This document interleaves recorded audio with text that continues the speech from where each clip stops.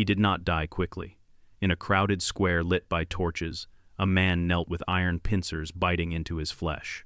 Each crack of bone echoed through the night, each scream drowned by the roar of a mob hungry for justice.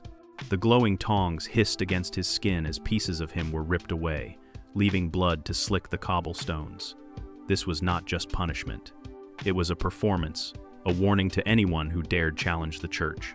The man you just imagined could have been the assassin of Pierre de Castelnau, a papal legate whose murder in 1208 ignited one of medieval Europe's most brutal crusades. Castelnau was appointed by Pope Innocent III to root out the Cathar heresy in southern France. While traveling near the Rhone, he was stabbed to death by an unknown squire. His assassination shocked Christendom and provided the Pope with a pretext for launching the Albigensian Crusade, which devastated the region and reshaped European history. As for the assassin, historical records suggest he vanished into obscurity. Yet to understand the terror his capture might have brought, we must explore the world that produced both the heretic and the executioner. The Languedoc of the early 13th century was a land of song and tolerance, but it was also a powder keg of religious dissent. The Cathars, who believed the material world was corrupt, had found refuge there. Their teachings threatened the authority of the Catholic Church, and Pope Innocent III responded by sending legates like Pierre de Castelnau to preach orthodoxy. Castelnau's mission was fraught. He excommunicated powerful nobles and demanded obedience from Count Raymond VI of Toulouse. These confrontations fanned simmering resentment. According to a contemporary chronicle, Castelnau confronted Raymond in early 1208 and warned him that if he did not suppress the heresy, he would be held personally responsible. Days later, as the papal legate attempted to cross the Rhone, an evil-hearted squire in Raymond's retinue stabbed him and fled. The murderer's name is lost to history, but his knife changed the fate of nations. On a cold January morning, Castelnau's party prepared to cross the river.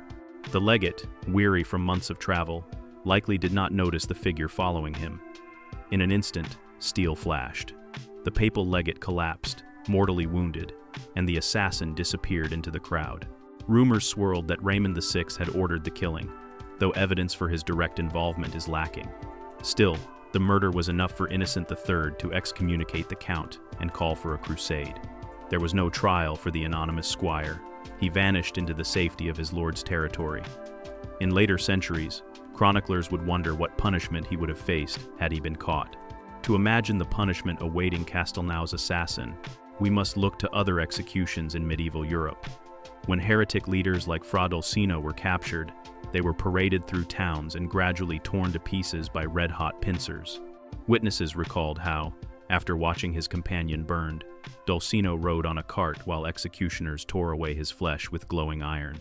Centuries later, Robert François Damiens, who attempted to kill Louis XV, endured a similar fate. His flesh was torn from his limbs with red-hot pincers before molten wax and lead were poured into his wounds and his body was dismembered. Such punishments were designed to prolong agony and display the power of the state. The condemned were not simply killed, they were unmade slowly, while crowds watched in horror and fascination.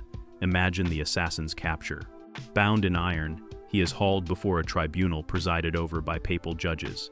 His sentence is death by exemplary torture. He is stripped and tied to a wooden platform in the center of a square. A brazier glows nearby, heating iron pincers until they turn the color of blood. The executioner begins at the calf, squeezing and ripping away a strip of flesh. He moves methodically upward, tearing muscle from bone. The crowd's nausea is tempered by curiosity. This is what happens to those who spill sacred blood. Between each tear, the executioner pauses, letting the screams reverberate, then thrusts the pincers back into the coals. The smell of burnt skin mingles with incense. When the flesh of his arms and thighs has been flayed, his hand, the hand that held the knife, is burned with sulfur and oil, a ritual cleansing before destruction. Finally, the weakened man is tied to 4 horses. At a signal, the animals lunge in opposite directions, snapping sinew and pulling his limbs free. The dismembered torso, still shuddering, is thrown onto a pyre and consumed by flames. Such a scene mirrors those recorded in the punishments of Dolcino and Damiens. Whether or not Castelnau's assassin met this end, it is the fate he would likely have faced had he been captured. Castelnau's death unleashed a storm. In 1209, armies bearing the cross descended on Languedoc, massacring towns and burning heretics en masse. The Albigensian Crusade, justified as retribution for the legate's murder, lasted 2 decades and effectively eradicated the Cathar movement. Count Raymond VI, despite proclaiming innocence, was excommunicated and dispossessed. The church gained new territories, and the French crown extended its control over the south. The anonymous squire's dagger became the spark that ignited a war of annihilation. In subsequent years, inquisitors hunted heretics with relentless zeal. Those accused of apostasy or treason were often subjected to elaborate punishments meant to terrorize onlookers. The execution methods inflicted on Dulcinea and Damiens show how authorities weaponized pain and spectacle. Why did society accept such cruelty? Medieval justice equated punishment with divine vengeance. Pain was a measure of sin. Executions were theater, reminding the faithful that salvation lay in obedience. The fate of Castelnau's assassin, whether anonymous exile or imagined dismemberment, invites us to question how fear is used to enforce power. The Church condemned Cathar beliefs as dangerous heresy, yet its response unleashed violence far greater than the original crime.